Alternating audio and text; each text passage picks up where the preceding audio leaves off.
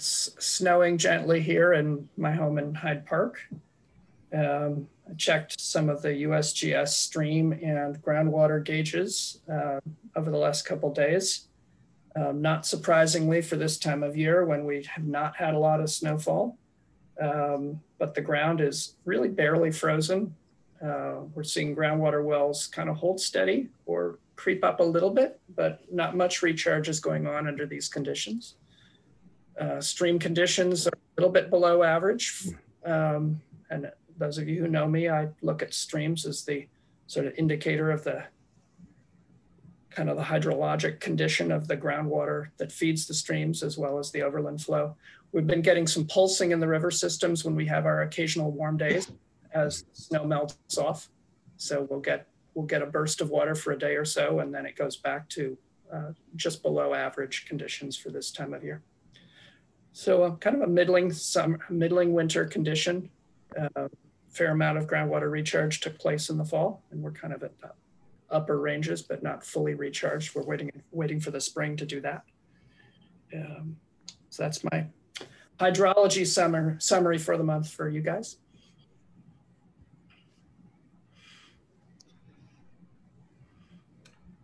So as we're having a couple more people filter in, my name is Emily Vale. I'm the Executive Director of the Hudson River Watershed Alliance, and I wanted to thank our board members who are joining us this morning on the Zoom. So far I see Mary McNamara is here, and I don't see anyone else yet, but we may be joined by some more folks.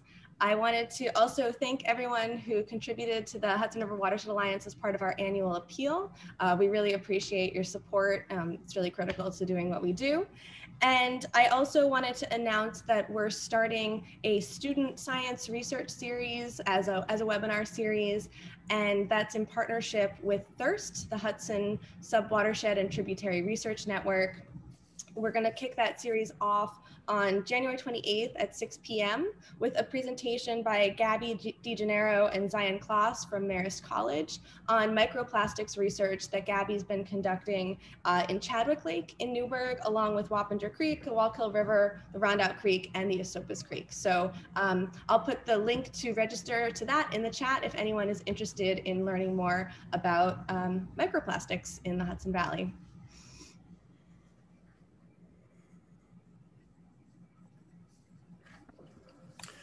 So I think I'm going to jump into a little introduction to our speaker today. I've met Steve at numerous events at the Cary Institute, and we bumped into each other at meetings also back when we all used to do meetings. And Steve has joined Cary with a joint appointment. He's also associated with Michigan State University.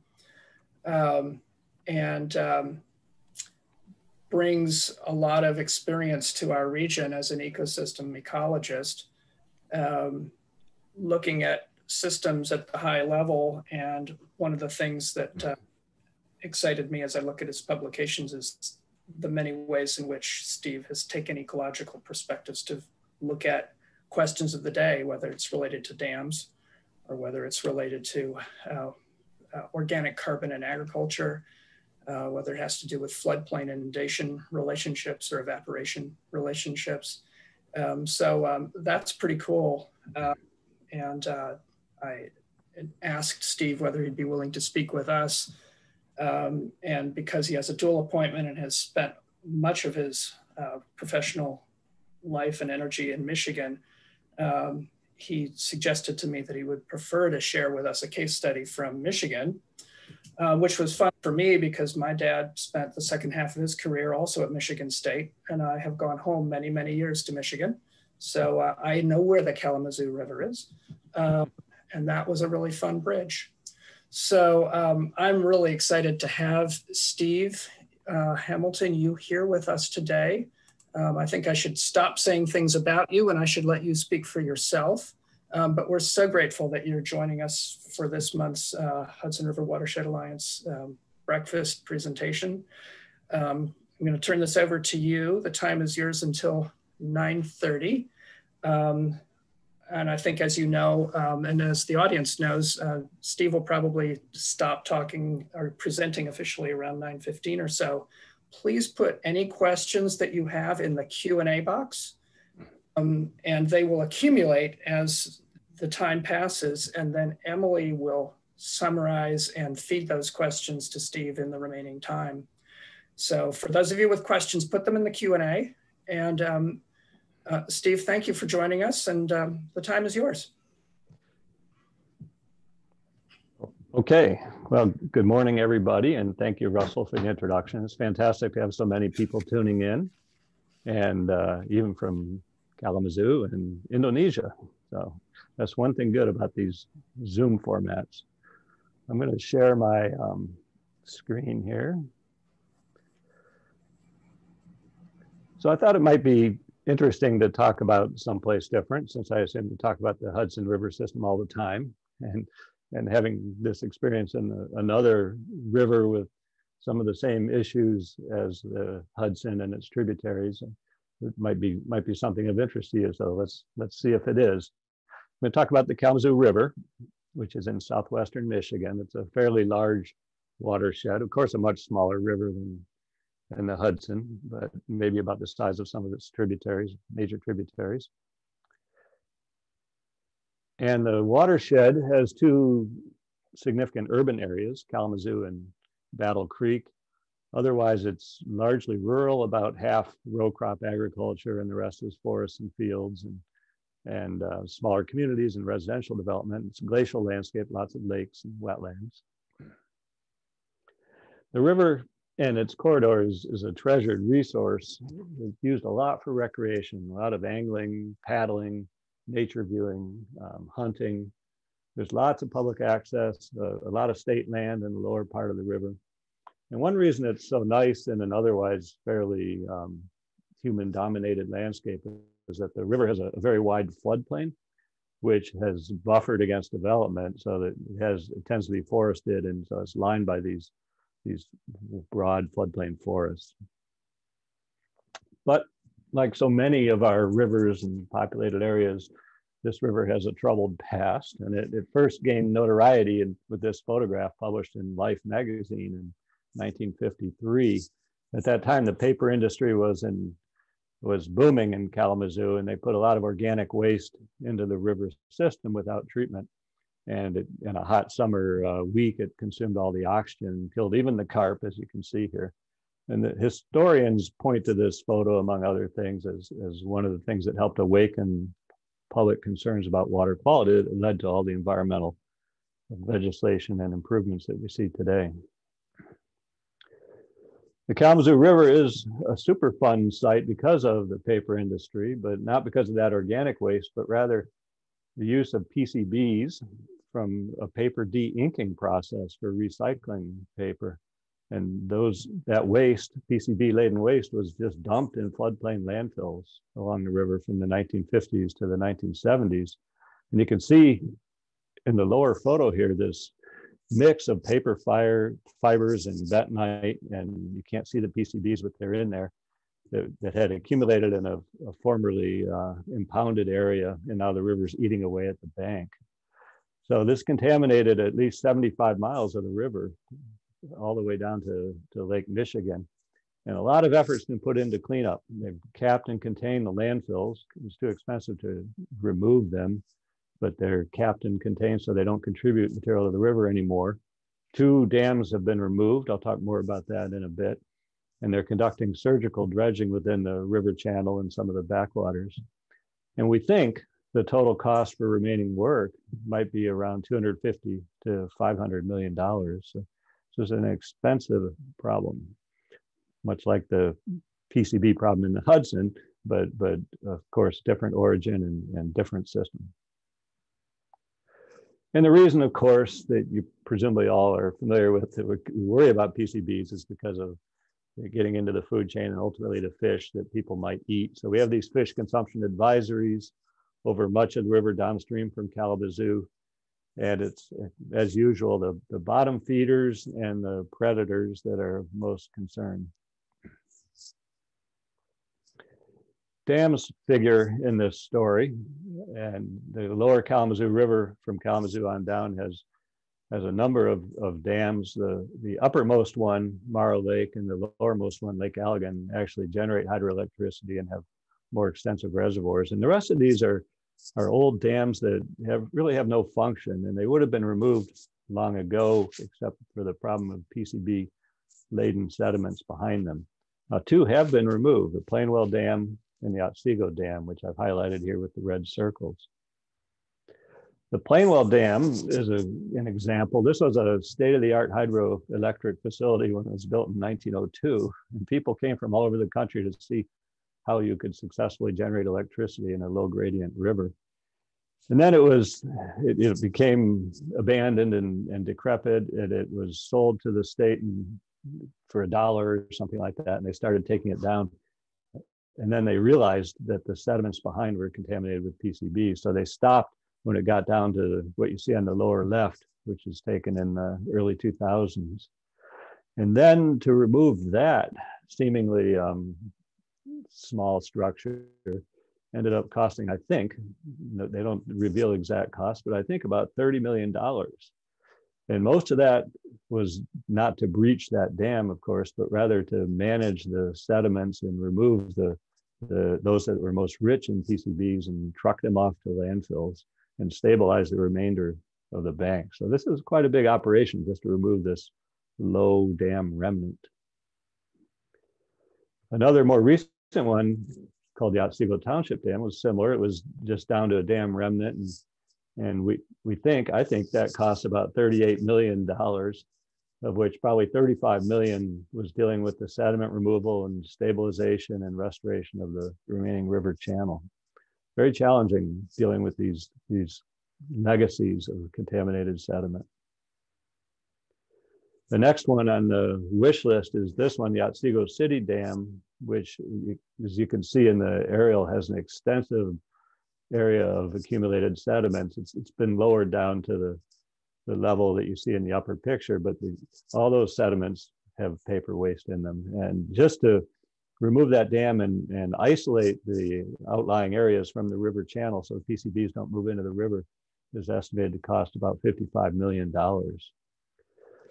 Now, all these removals of dams are TCRAs, or time critical removal actions, which is meant to be a temporary measure to stop the PCBs from getting into the food chain. And theoretically, we'll go back and completely clean up the place in some future date. I don't think it's going to happen, honestly, in my lifetime, and I don't know if it'll ever happen, but at least we're getting this work done through the time critical removal action pathway. Another issue involving dams is that the two largest reservoirs are hyper-eutrophic. And by that, I mean that they generate excessive amounts of algal growth in this case.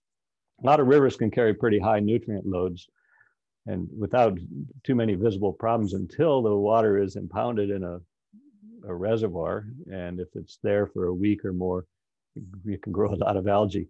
And that's what happens in these systems. And in the case of Michigan, phosphorus is the most limiting nutrient. Nitrogen is present in excess compared to phosphorus.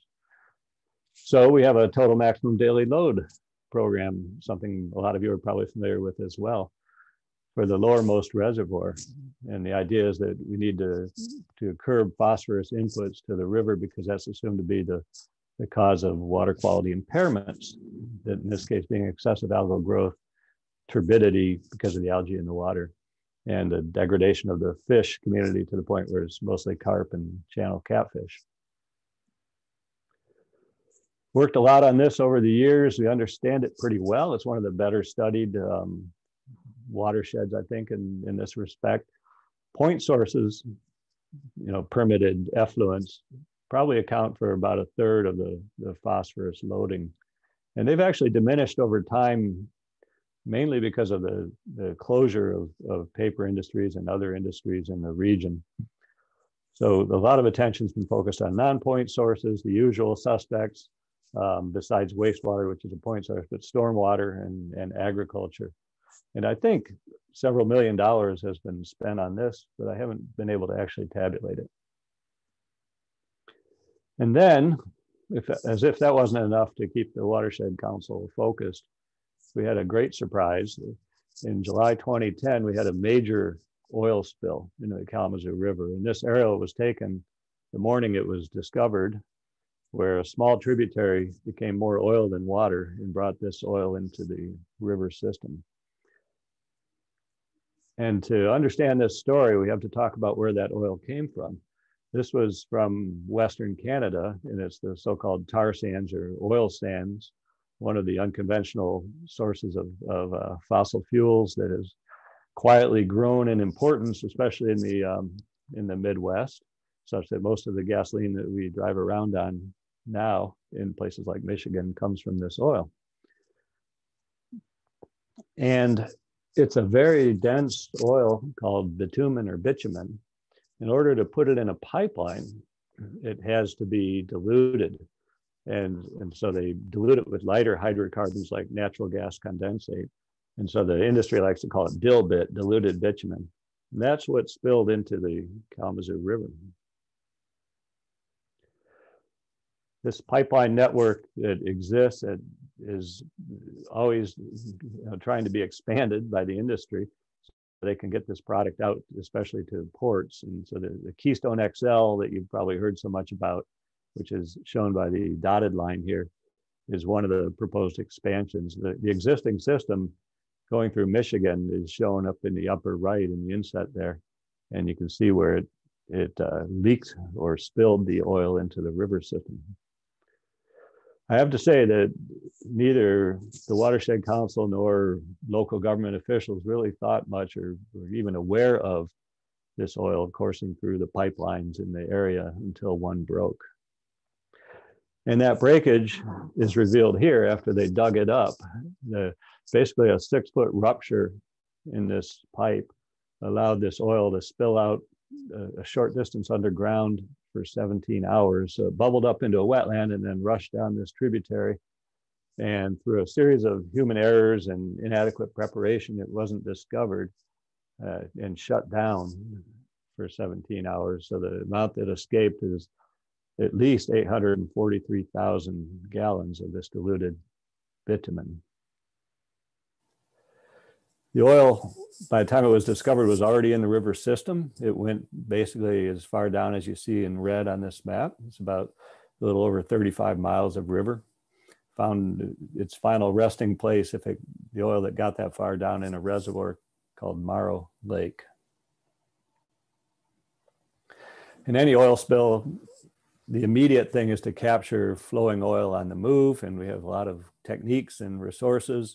Many, many, many miles of boom were applied and consultants rushed in. This was the same year as the Deepwater Horizon oil spill, which is probably one reason most of you haven't heard of it. But people were rushed in from the Deepwater, crews to work on the Kalamazoo spill. And they were fairly successful in trying to stop the oil on the move. There was a huge effort, maybe unprecedented for a freshwater system, to collect the oiled wildlife and rehabilitate them. They collected over 3,000 turtles, for example. Some of these other animals were not so easily rehabilitated, but most of the turtles survived and ultimately were released into the river system, but not without an incredible effort cleaning them up and taking care of them.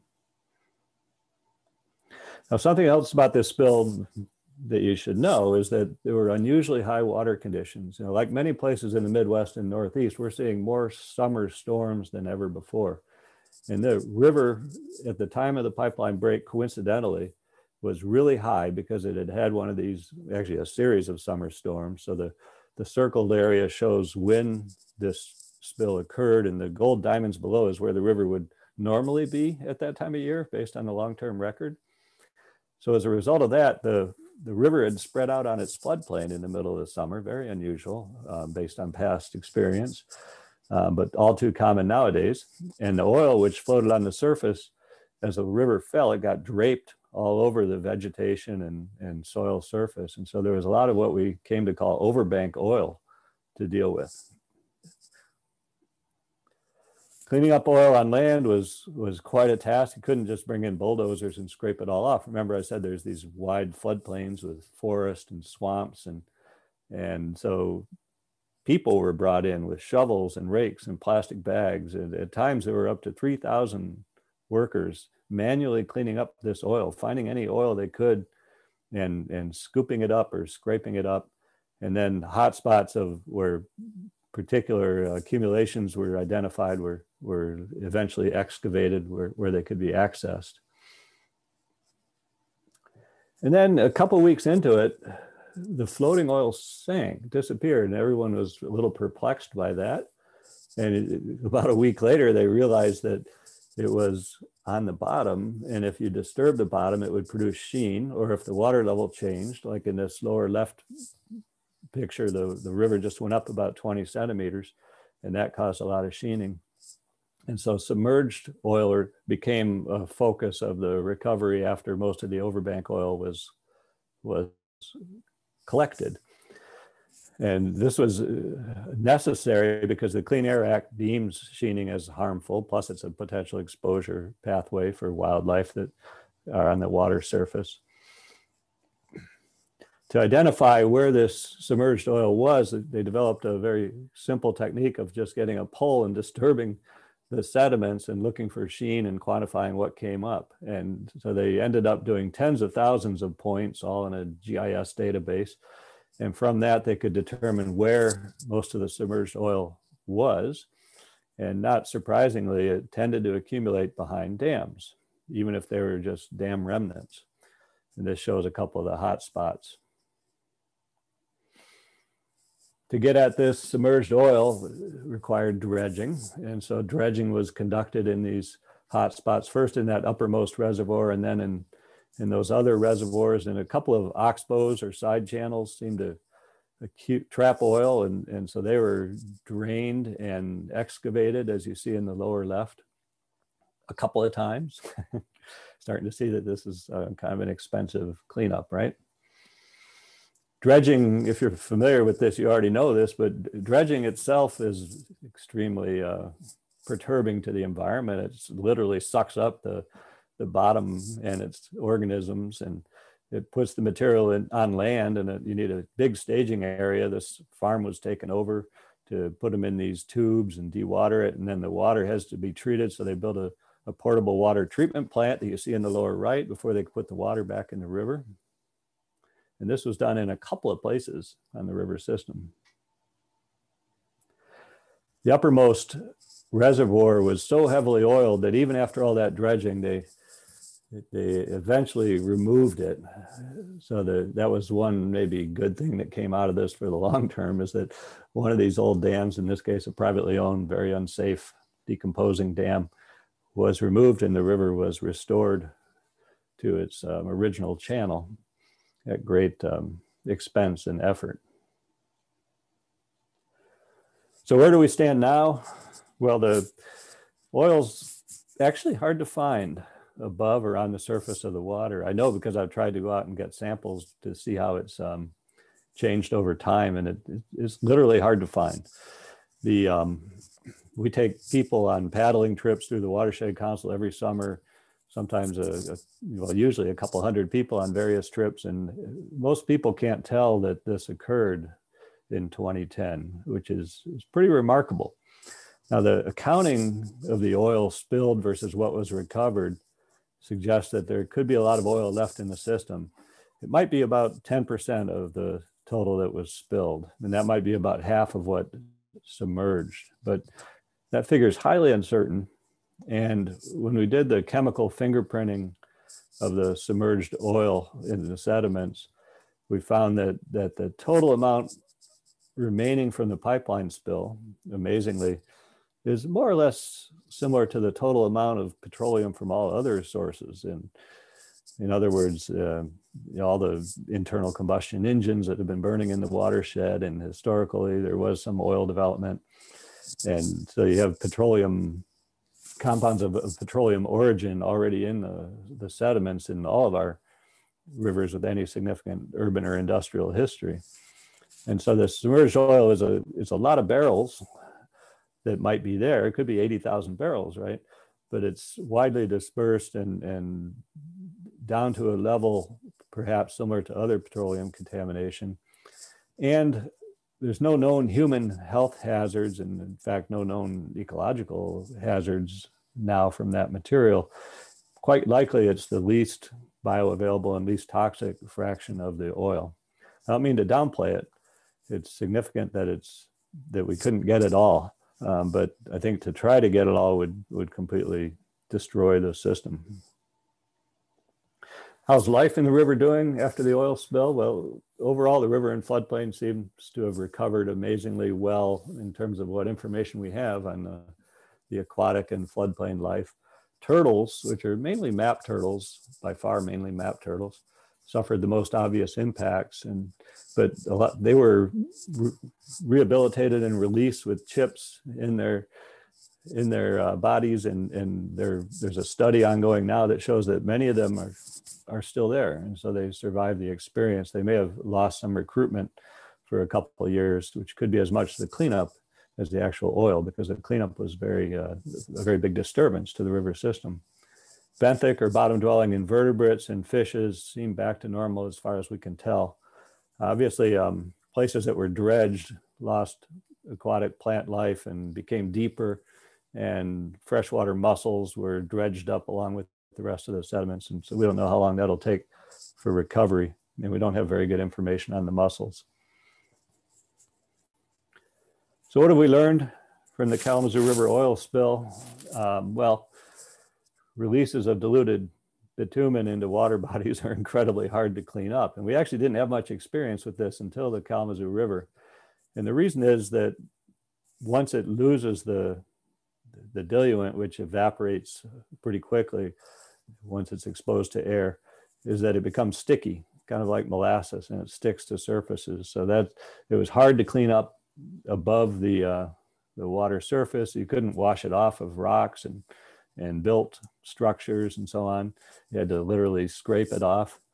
And then the other thing that really made this an expensive and protracted experience is that a substantial fraction sank. And that is expected because the density of the bitumen, once it loses the diluent that was mixed with it, it's heavier than water, and it sinks and adheres to suspended sediment or organic matter and ends up down in the bottom, but can still produce sheen for a long time. And recovering submerged oil is very difficult. We've got lots of experience with dredging, but there was a lot of experimentation with alternative approaches, like just agitating the sediment and then sucking the sheen off the surface, which had mixed results. And so we learned a lot about what works and doesn't work. And when I say we, of course, I'm talking about the royal we, hundreds of people working on this from all levels of government agencies, plus the industry and their consultants. And we had a National Academies study that I participated in that evaluated the risks of spills of diluted bitumen from pipelines. This was prompted in large part because of the Keystone XL pipeline debates. And the Kalamazoo River was really the only case study of a river system that received a large amount of this material. And so it was important to understand how to respond to the next spill like this. So looking back on the oil spill, the significance, besides being the first major release of diluted bitumen into a freshwater environment, it may well be the largest and most costly oil spill into inland waters of North America. It pales by comparison with Deepwater Horizon or Exxon Valdez, but for inland water, in a river system, this was a lot of oil. It took 4 years to clean up. The total cost, as far as we know, exceeded $1.2 billion, which comes out to about $1,400 per gallon that was spilled.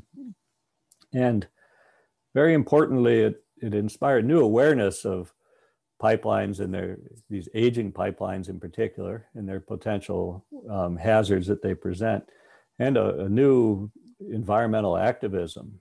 And so we're seeing resistance to pipeline replacement or expansion all over North America now. And I think the Kalamazoo River incident inspired a lot of that. And it's brought up often actually by both sides. It can be used by both opponents and proponents of pipelines, I guess, to advance their arguments.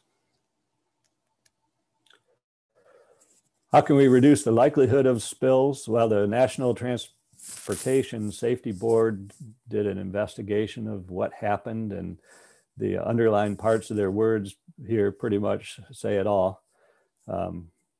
Pervasive organizational failures by the pipeline operator, that would be Enbridge in this case, along with weak federal regulations led to this oil spill. So pipelines may be the safest way to move oil around as opposed to railroad cars or barges, but we got to make them safer, and we can. And we identified a number of measures in that Academy's report, that things we could do. It's not inevitable that these spills occurred. If you look at these incidents, sometimes some might be unavoidable, but in all too many cases they're avoidable. Either we let the infrastructure get too old, or human errors occurred or bad judgments were made. And so we've got to tighten that up, I think. And then to top it all off, we thought we were past all that. Last year, we had another unexpected development in the river. So Mara Lake, this is the upper reservoir that had all that oiling and all the dredging to try to get the oil out.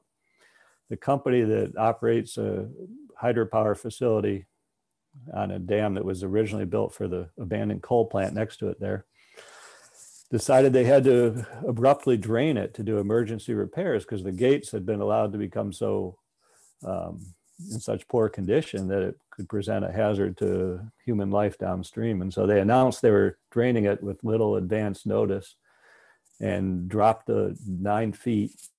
And they didn't get the proper, well, it's still subject to enforcement action, so I had to be careful what I say, but suffice it to say what I say here, sediment mitigation commenced only months later. And so when you've got a dam that was built in 1940 and it's been accumulating sediments ever since, and you suddenly drop it down and let all the water out, naturally, you're going to release a lot of sediments. But I think the quantity of sediments that was released surprised everybody. So now we've got deposits of this sediment in the downstream for miles and miles downstream that are in some cases several feet deep, and it's become a huge local issue. And I don't know how we're going to deal with it short of just waiting for the sediments to move on down. I don't know if they're going to actually be able to get in there and dredge and remove these sediments. And this is all complicated by the fact that it's a Superfund site. And so these sediments, which are only slightly PCB contaminated, are on top of the more, PCB rich sediments. And so in order to continue with the surgical removal of PCB hotspots in the river, they're going to have to remove these sediments on top first, further increasing the cost. So the ultimate goal of the community and the Watershed Council, which is to have a clean, free-flowing, and healthy river where you can catch and eat the fish and where bald eagles can successfully fledge and people can safely paddle, unfortunately remains a challenge. We thought we were making good progress up until 2010, even though the Superfund remediation has been frustratingly slow. But these things happen, and there's not anything we could do about it. Okay, that's all the slides I have. These are just some acknowledgements. I think we can talk about questions. Thank you very much.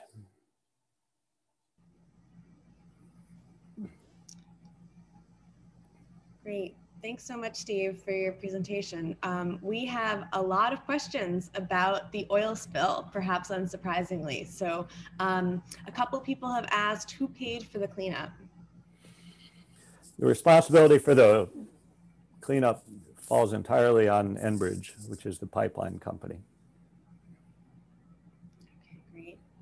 A couple questions here about the type of pipeline. Was it a high pressure pipeline? What was it made of? How does it compare to modern day pipelines?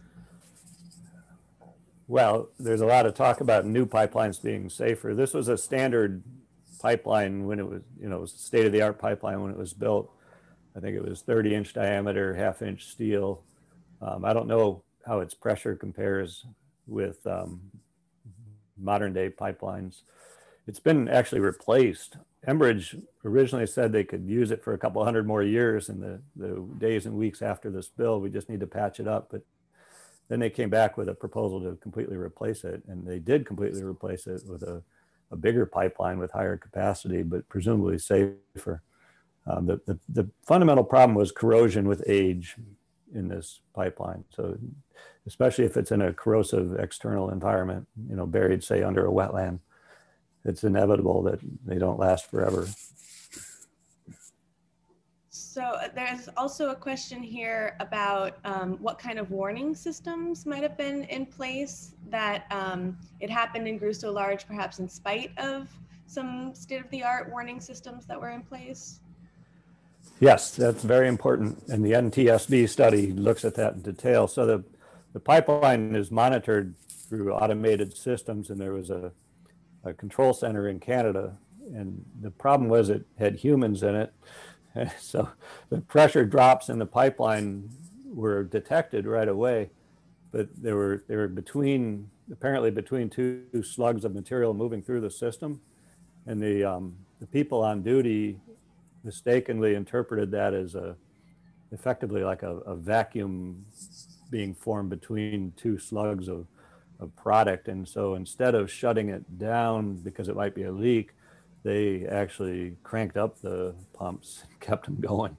So you could say it was poor training or not quite the right measurement system, I don't know, but the human error or misinterpretation made this a lot worse than it had to be.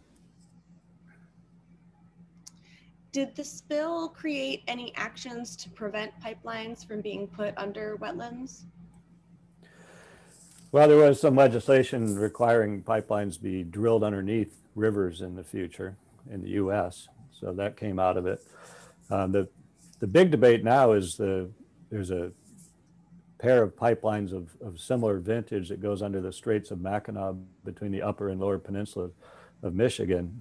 And that is vulnerable to damage from ship anchors, and it's, you know, become a flashpoint of controversy and tension between the state of Michigan and Enbridge and the federal authority that regulates pipelines. So that's attracted the most attention. The new construction of pipelines like Keystone XL and a couple across Canada and the northern US are inevitably going to cross or come close to all kinds of sensitive water bodies, right? So I don't know, I don't think they're avoidable if you're going to cross all this territory that's rich in these water resources. Is that the new pipeline that you just described, is that Enbridge Line 5? Yes. I have a question about that as well. Okay, great. Just making sure. Check that one off too. So I have a question, you know, knowing that you were the leading the Kalamazoo River Watershed Council for about 10 years. What was the role of the Watershed Council when the spill was happening, thinking about the PCBs and dam issues? What kind of role did the Watershed Council play? Well, the Watershed Council and other local entities, mostly local government, local and state government representatives, were brought to the table fairly early on as in kind of an advisory fashion. And so that's kind of how I got my foot in the door. I don't think academic scientists were welcome otherwise to come meddling. You know, I think the Emergency Response Division of EPA wants to get their work done without people interested in research or getting in the way of helicopters and bulldozers and the like, right? So, but through the Watershed Council, I got a seat at the table. And then because I'd worked on rivers and floodplains and had the local knowledge, I sort of got advanced to an informal advisor for the EPA and the state, which is how I got so involved in this. The Watershed Council has always served to kind of to translate information to the public or convey information to the public from the federal and state agencies. And in this case, we did the same thing. I gave a lot of talks to a lot of different segments of the public. wearing both my watershed council hat and my university professor hat about this oil spill. Great. Do you know where the contamination materials were removed to? Yes, the most contaminated material had to be put in a secure toxic substances landfill, which is over near Detroit. And so it had to be trucked there. Less contaminated material was put in local landfills. Great, thank you. Wow, they're coming in fast and furious, these questions. Okay, do you think it would be better to put pipelines above ground? That's a good question. I doubt it. But I'm no expert on that part of the question. And then there's a question here too about directional drilling to get under the water bodies, I guess the process of siting the pipeline. I also don't know that much about that. You know, they're going to do it under the Straits of Mackinac, which is, you know, many miles. and so the technology exists to do this apparently. Steve, I had a couple questions. You know, you were giving a presentation that was all about the health of the river and the PCBs, and then the oil spill conversation just sort of seems to blow everything out of the water, and quite literally in terms of a point of interest. But the PCBs, the paper industry is not very lively in Michigan anymore. Is it? The plants are moved, whatever, but the funding continues or doesn't continue? What's the status of the PCBs?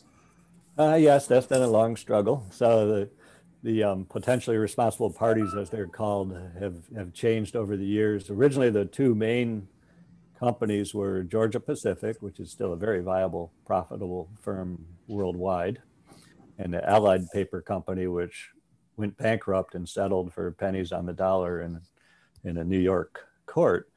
And so now it's Georgia Pacific, but Georgia Pacific has always aggressively looked for other potentially responsible parties to join in the party.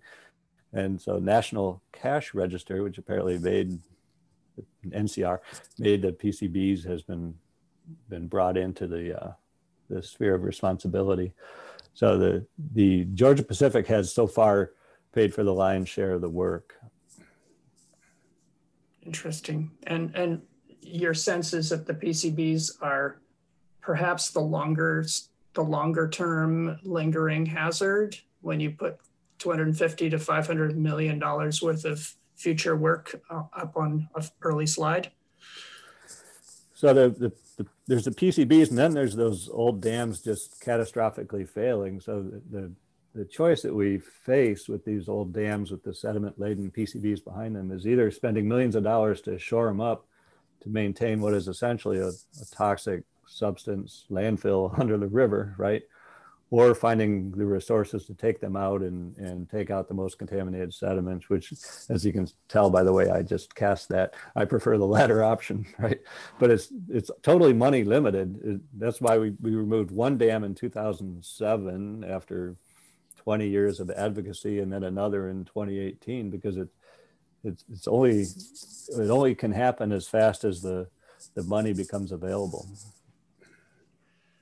So where does hydroelectric fit in, Steve? I don't know. I've lost track of how many of them were originally hydroelectric.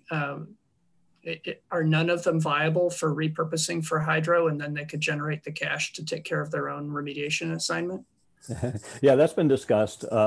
The state environmental agencies, the Department of Natural Resources and the environmental one now called EGLE, are pretty much steadfastly opposed to new hydro development or revitalization on Michigan's rivers. They'd like to see the dams removed and restoration of free-flowing rivers and fast-flowing habitat for fish and so on. So it's a pretty big uphill battle to do that. It has been discussed quite a bit, including one particular dam down near Lake Allegan that has a little more potential, but it just hasn't proven viable. Now the existing hydro facilities, are profitable enough. They're not important to the electricity portfolio for the region, but they are profitable enough. And the lower one was relicensed, for a couple of decades by FERC, the Energy Commission, Federal Energy Commission. So we're stuck with them for the foreseeable future, right? As a renewable power source, you're not too keen on hydro? Well, that's something I work on in other parts of the world. There's trade-offs, right? And so hydro is a very important renewable resource in a lot of regions of the world. In places like Canada and Brazil, it's a critical part of their energy portfolio. I think you have to look at the big picture with hydro development. What are you gaining and what are you losing if you're building new projects, which we don't do too much in the US anymore. And in terms of a carbon-free energy source, you also have to think about methane, which is a topic I've worked on. The reservoirs that you create may emit as much methane as the CO2 savings from the renewable energy. That's probably true in about 10% of cases in the US, or actually worldwide, I believe that applies. So it's a complicated question. We're working on that a lot in Brazil, because in Brazil, we're seeing the proliferation of hydro projects, including a lot of small hydro projects. And we just put out some scientific studies on that with a large group of Brazilian collaborators. So the answer is it depends on context. Can you share anything about the decision-making process to place the most contaminated substances near Detroit, given that the city is so vulnerable and impacted by environmental injustice? Yeah, so that landfill is over near the airport. It's a sort of a suburb of Detroit, but it's the only one that was within reach, and it's very expensive to put stuff there, and so nobody wanted to do it. But I think there's regulations for what can be put in an ordinary landfill. And so the material was tested, and I think the vast majority of total material removed for both the oil spill and the dam removals preceding that and afterwards have gone to ordinary landfills, because they were, the contaminants were diluted enough that you could use ordinary landfills. The environmental justice question is very important. And in fact, the EPA in the state, in the first dam removal, tried to put it in an old PCB laden landfill that already existed in the heart of the Kalamazoo Portage urban area, and surrounded by neighborhoods. And even though they already had literally tons of PCBs in there, the community reacted extremely negatively to the prospect of more contaminated material being added to the landfill. And that was a really hot issue for a long time, 5 or 10 years. I think 5 or 7 years it was debated hotly. Ultimately, the community demanded that the entire landfill be totally removed, but it was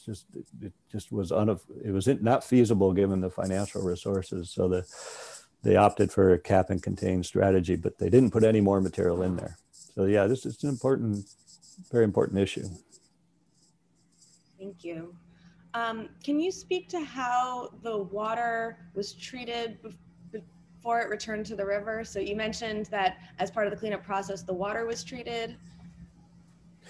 I don't know the details of that. I mean, they had, I know they used activated charcoal and sand filters, and they had a whole series of tanks they put it through, but I never was privy to the details of that.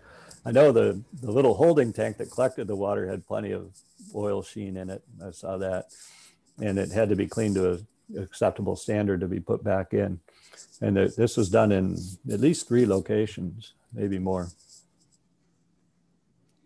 You talked a little bit about how the cleanup itself was paid for by the company, that they were liable for that. Can you say anything else about how the company has been held accountable for the damage?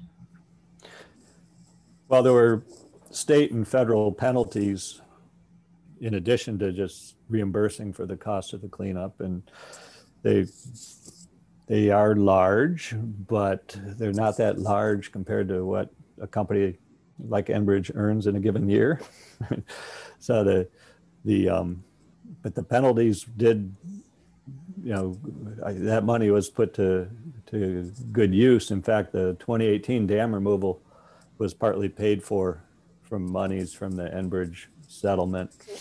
And they also put in public access sites for paddling in several places along the river. And Enbridge gave a bunch of money to community foundations and groups. We, the Watershed Council, have not taken anything.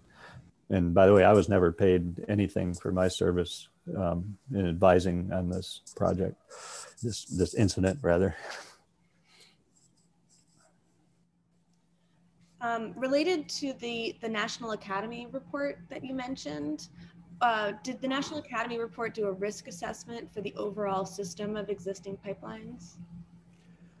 No, we didn't. So we were concerned with the environmental implications. There was a prior report on pipeline engineering and safety that had, you know, a lot of that kind of thing in it. I don't remember if they had a spatially explicit risk assessment. I don't think so. But a lot of evaluation of the risk presented by aging pipelines is in that report. Great, thank you. We've got a question about paper companies in the Hudson River watershed and any PCB problems. You know, I know that our main PCB issues in the Hudson River relate to GE, General Electric, and the dumping of PCBs that were done by them. Are paper companies a concern in this watershed? Someone else on this call could probably answer that better than me, but I will say that the use of PCBs by the Kalamazoo area paper companies was a pretty specific process in which they were recycling carbonless copy paper, if you're old enough to remember what that is. Apparently they needed to use PCBs to de-ink that. But there are many other sources of PCBs. PCBs were in transformers, for example, and PCBs get into the air through incineration of garbage and through simple volatilization, evaporation into the air. And so we have a level of PCB contamination everywhere where we've had industry and population.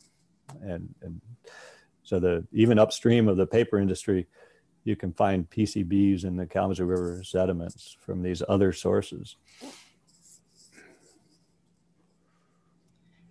Shifting gears a little bit away from oil spills and back towards water bodies, a question about reservoirs. Do all reservoirs create methane, and when do reservoirs create more methane? Think about.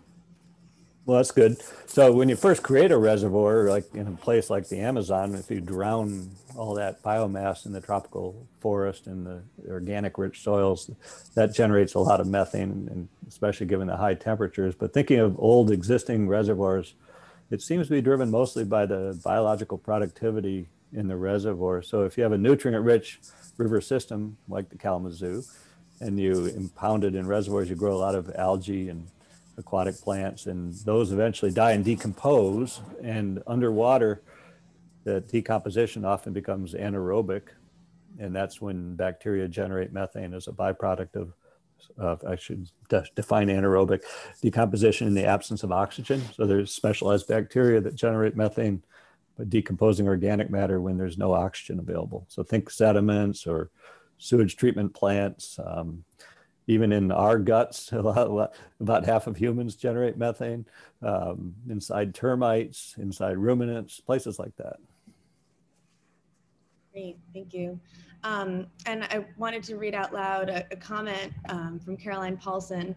I worked in the oil and gas industry for 14 years, 30 years ago, and she says, I can testify that pipelines always leak. So thanks, Caroline, for sharing your experience on that. So I had a question, Steve. This is the Watershed Alliance. Many people on the call today would think of themselves as members or participants with a local watershed organization. Collectively, we have the Watershed Alliance. Could you say something about the citizen groups in Michigan that work in and around the Kalamazoo River, and something about the Kalamazoo Watershed Council? Just organizationally, you know, we've talked about the river, but how about the analog organizations and the people, and anything we could learn from your experience? Yeah, they're diverse, and they have different origins and different priorities, right, as you might imagine. the availability of 319 grant monies, which are administered in Michigan through the state, has enabled a lot of watershed organizations to focus on projects like stormwater management or stream restoration, things like that. So we have various sub-basin groups, we call them, in the Kalamazoo River watershed that have enjoyed this support over the years and probably wouldn't have flourished without it. The Great Lakes Restoration Initiative is a more recent source of funding that keeps these things alive.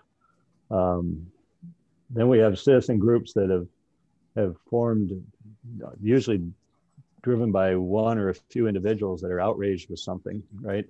So the original PCB problem was brought to light by a different group before the Watershed Council formed, which pointed out that the fish were contaminated and this, something had to be done about it.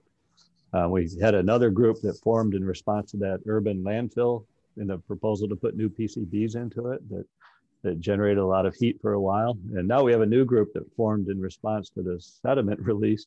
And that happens to be mostly anglers that are really upset that their favorite bass fishing places are all filled in with sediment. And the Kalamazoo River Watershed Council tries to function as an umbrella group to support and encourage communication among all these diverse groups. But we're not always, popular, especially because we tend to take kind of a middle of the road standpoint. So we're not as strident and in your face, as some of the groups that are formed out of outrage over this or that environmental insult, right?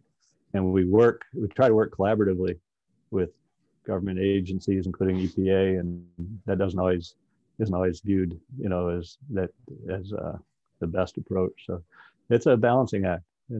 It's interesting. That's all I can say.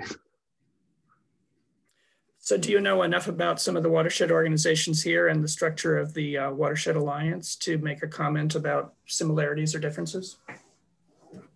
Not really. Okay. Emily, have you heard enough to think enough about similarities or differences? I think it's really interesting to think about the scale, right? The Hudson River Watershed Alliance also serves as an umbrella group to connect all of these different watershed groups throughout the Hudson Valley.